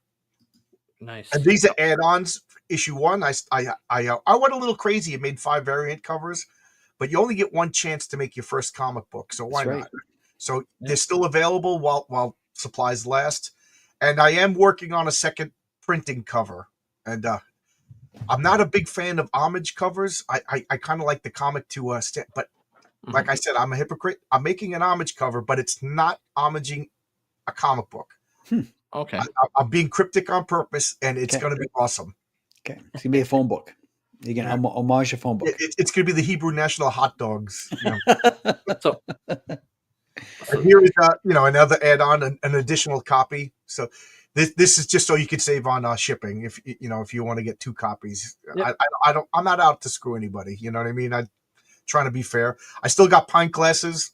You can get a pint glass as an add-on. These coins. I love these coins. I want to try to make a coin for every superhero that has a cool symbol. I love coins. This is a challenge coin. It's a big coin. I got these made because the small coins come from Norway. Okay. Forever, and I didn't think I was going to have them in time. Whereas these guys, Signature Coins, the name of the company, they were here in like 2 weeks. Nice. So I only ordered 12 of them because they're really expensive. I sold 4, so get it now while you can. Yeah, there's limited quantity remaining. T-shirts. This took me a long time to get the T-shirts the way I wanted. Every company, what they did was I sent them this picture, and I said I want that shirt. So what they did is they made a little square of that shirt on my shirt. I was like, that's not what I want. I want the shirt to look like you're putting on the Patriarch's costume. It took me forever, and I finally found a guy locally. He couldn't do it, but he explained to me what I had to be done. So I just Googled the process, and people showed up. And this guy's got like a 2-week turnaround. I put in an order. I get the shirt in like 2 weeks. Nice. So whatever size you want. If I don't have it, I got a box of them right next to me. If I don't have it, I'll have it in 2 weeks. So order now. Very cool. And same with the Mary Sue. I'm really proud of the symbol that I designed. I explained it in the issue. Like I said, Mary Sue is a Roman Catholic. the patriarch is Eastern Orthodox Christian, but Mary Sue's a Roman Catholic. So when she went to school, she doesn't drink. She doesn't fool around. So she kind of got teased by everybody else. You know what I mean? That's kind of what you do. So she found a group of other, not Christian scientists, but scientists that were Christian. And I call them the St. Thomas Society, because St. Thomas needed to look at the wounds of Jesus. He needed proof. So in my mind, St. Thomas is the patron saint of scientists. So they started a group, and that's her support group, and that's what she wears to the job interview. That's what she wears on the day of the big experiment, because it's her lucky shirt, and now it becomes her superhero symbol. Cool. I just like that symbol. And is the add-on, you could get the pack of cards, and then original Renzo artwork. These are one of a kind. You know, pencils, inks on paper. You know, the 8.5 by 11. Yeah, the standard comic book art pages. I got them right over here. I bought a page of art from Renzo, so he sent me a big packet of all the art, because to him to ship from Mexico is way too expensive. So I'm kind of acting as Renzo's art dealer now. Yeah. So we got wow, a page. I love look at all the ants. To actually have that page and look at it, it's so freaking cool. I'm so tempted to buy all these myself, but I did the same thing. I got 8 from my artist, and I kept 4 for myself, and then I sold the other 4.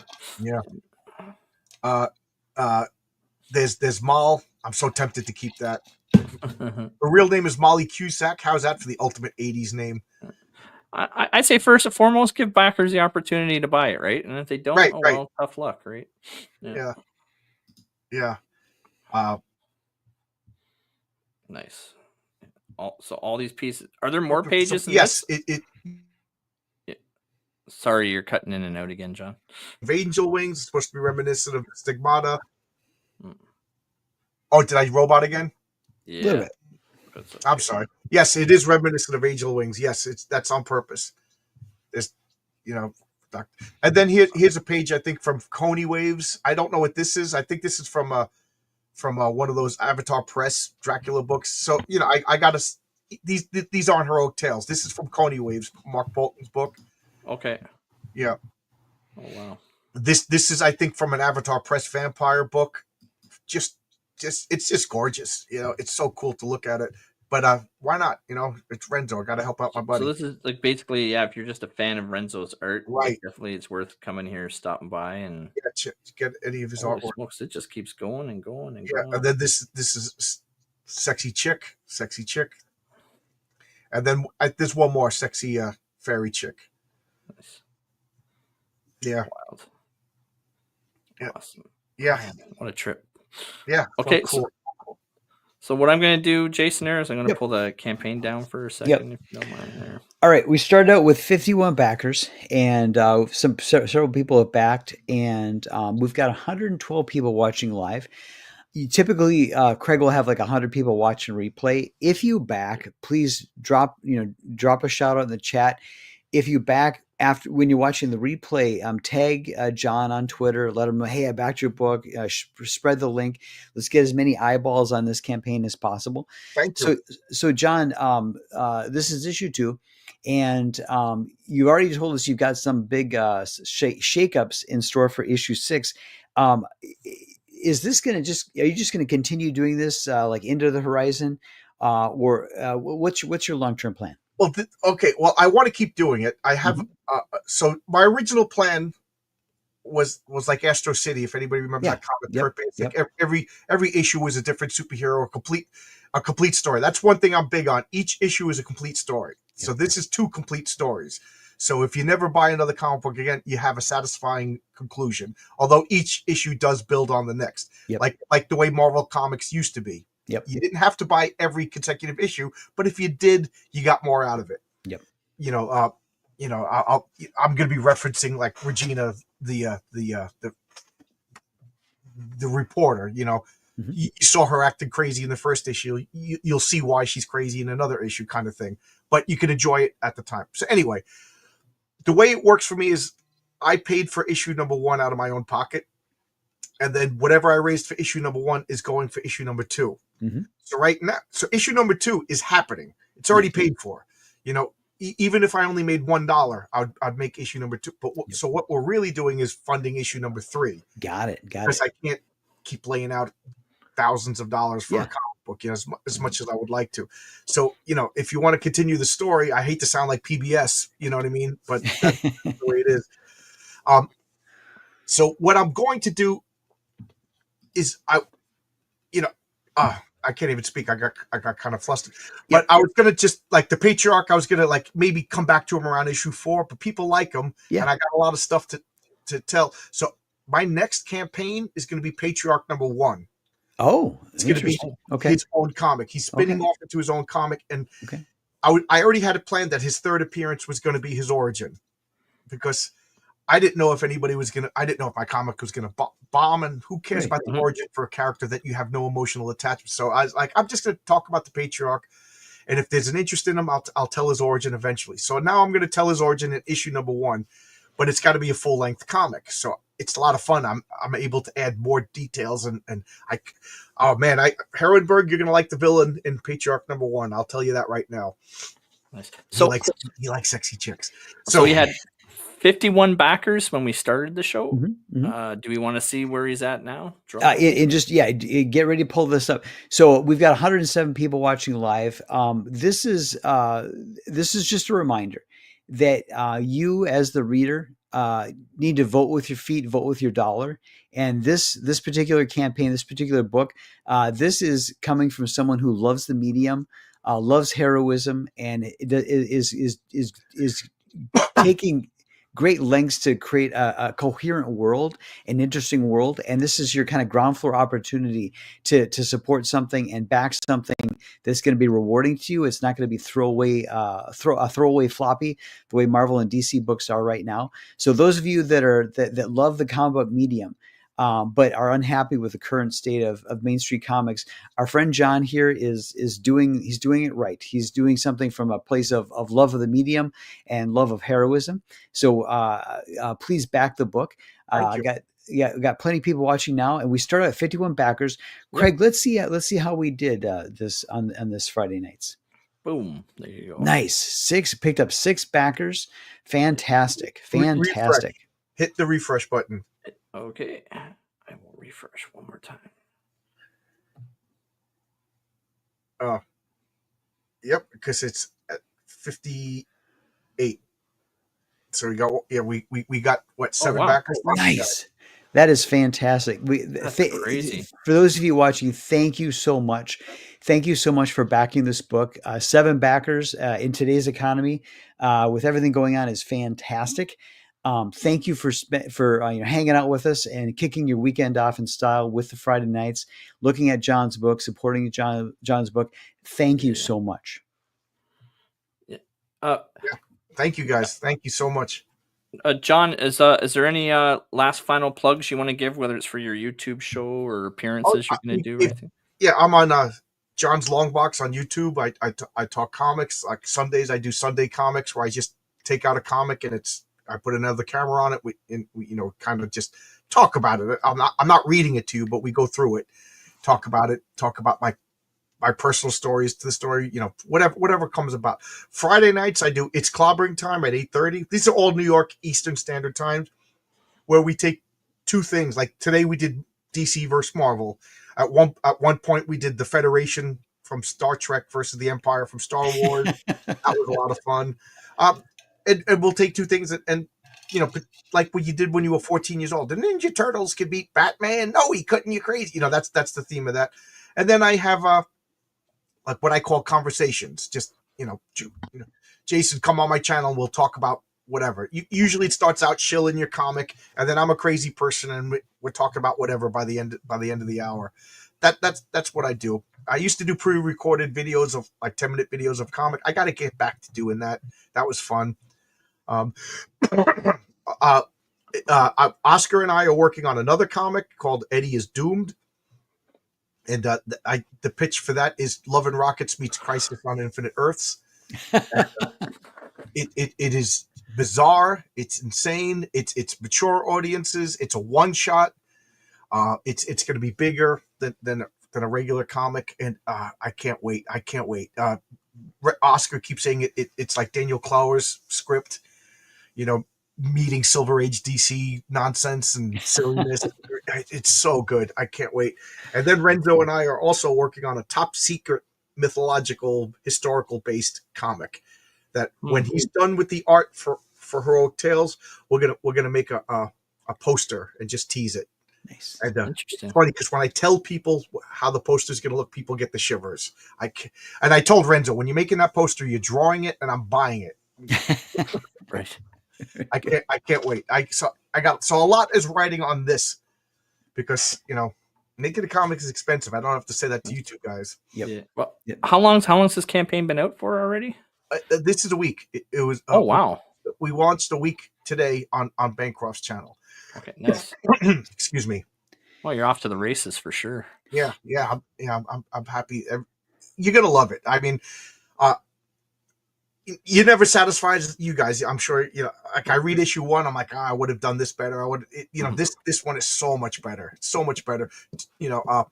It's hard to. Where do you start? You know what I mean? Yep. Like I originally was doing world building the comic, and it was like, in the beginning, in the Silmarillion, and the elves here, and my friends were like, this comic sucks. So I streamlined it down to, okay, it's Father's Day for the Patriarch. I figured he was a good sell for a debut. People liked him, so I'm sticking with him. He's my flagship character. Yep. And like I said, I'll probably do a Patriarch story and then Heroic Tales, Patriarch, Heroic Tales, or maybe I'll do them both 2 comics and you can pick whatever. Depends on how fast Renzo is, because I want to work with Renzo. Renzo will draw the Patriarch, and then Renzo will have a pick of the 2 stories in Heroic Tales. You know what I mean? And then I'll hire another person. Like Luke Stone, I want to hire him for a story Cool. in Heroic Tales. Marcus Killigrew, I have a character that I when I think of this character, it's in his art style. So I'm excited. So Very cool. Well, John, thank you for joining us. And for the 113 people watching, thank you for joining us and kicking off your weekend. Please come back next week. Craig and I are here every Friday night to shine a spotlight on other creators, kick off the weekend with some laughs, and look at 3 of the most overlooked or buried news stories of the week. We are your most trusted source of news. Craig, do you have any parting thoughts before we run the outros?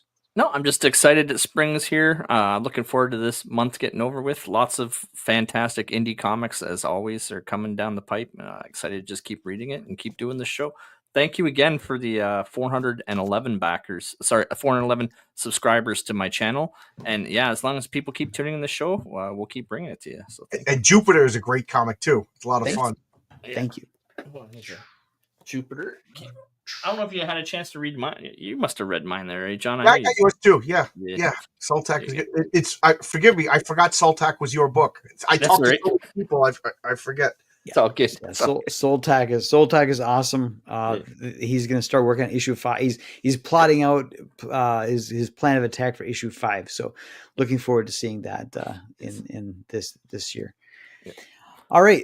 Thank you, everybody, for joining us. Have a wonderful weekend. Enjoy your weekend. Get outside. Enjoy some of that spring air. And Craig, what crazy outros do you have lined up? Yeah, so I ran it through the YouTube filter. Thank goodness. I had the birds in there originally, but it set off the filter, so I had to pull the birds out. So yeah, for the next couple months, no more movies, no more music. I'm gonna be a good YouTuber as we go. But always stay around for the outros because I throw something fun together. Thanks again, John, for joining us once again. Yeah, thanks for having me. It was a blast. Thank you, guys. And it's up to you if you want to stick around. We always chat a bit in the back room after, but it's totally optional. So with that saying, 113 people, again, 7 backers. Thank you so much for backing. Thanks for subscribing to Mad Ruth. And just to everyone out there, have a great weekend. A man named Dexter Smithen went to a Tesla dealership just like any other customer. He was there to test drive a Cybertruck, Tesla's newest electric vehicle. The truck is huge, powerful, and very expensive. People all over the world are excited to see it and drive it. But what happened next shocked everyone. During the test drive, Dexter never came back. The dealership waited and waited. Hours passed, then days. The Cybertruck was gone. It was clear now. Dexter had stolen it. For a while, nobody knew where the truck was.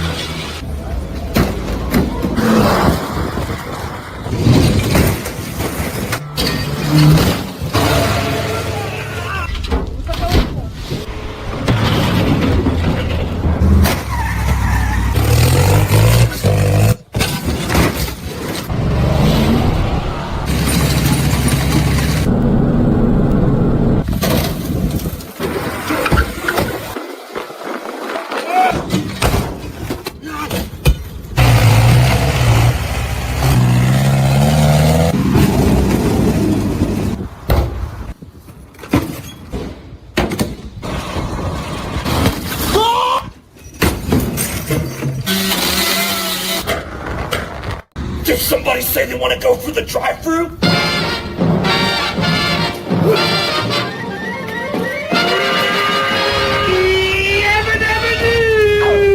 Flintstones, meet the Flintstones. They're the Flintstone family. From the... Just one cheeseburger, please. Thank you so much. Thank you. Have a nice day. Take care. Thank you. Have a nice day. With the Flintstones, we'll have a yabba dabba tea time. A dabba tea time. We'll have a gay old time. Being a teacher has to be one of the most challenging professions out there. Not only does it require patience, but sometimes it requires unique ways to get the attention of the students and keep them engaged. Luckily, Veronica Dookie doesn't have that problem though. This 43-year-old teacher said she was trying to find creative ways to engage with her students when she found a full-body anatomical bodysuit. And that's when she decided it would be the perfect visual aid for her students. She said she knew how hard it was for her third-grade students to visualize the disposition of internal organs and said it was worth giving the suit a try. Her husband tweeted a few pics of her dressed up in her bodysuit and it quickly went viral. I'd like society to stop considering teachers to be lazy bureaucratic public servants. Come to Daddy.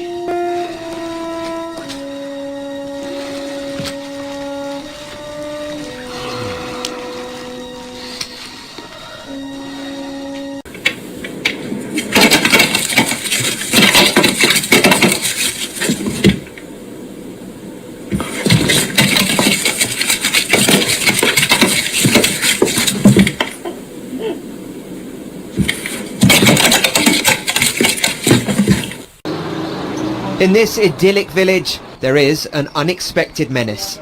The great man-hating hawk of Flamstead, Hertfordshire. Around 30 men have been biffed on the head in the past few weeks. Now we're on the hunt for the hawk, using these photos as a guide. Our robust health and safety procedures mean that I've been told that I have to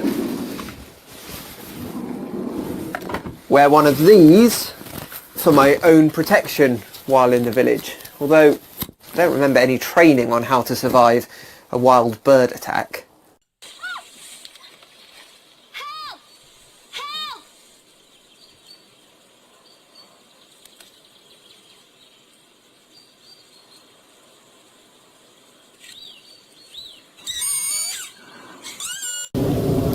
Help! Oh.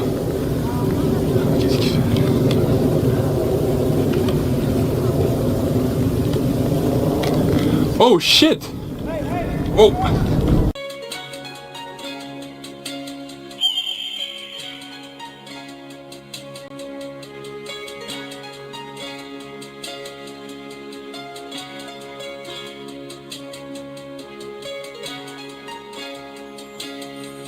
I'm pulling it out.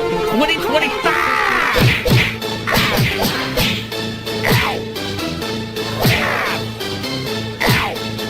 Pulling it out! Finish him! Liu Kang wins. Flawless victory fatality. Pulling it out! This album is dedicated to all the teachers that told me I'd never amount to nothing. To all the people that lived above the buildings that I was hustling in front of, called the police on me when I was just trying to make some money to feed my daughter. You know the Arnold's in the struggle, you know what I'm saying? Ha, it's all good, baby, baby. Yes, it was all a dream. I used to read Word Up magazine, Salt and Pepper and Heavy D up in the limousine, hanging pictures on my wall. Every Saturday, rap attack, Mr. Magic Molly Mall.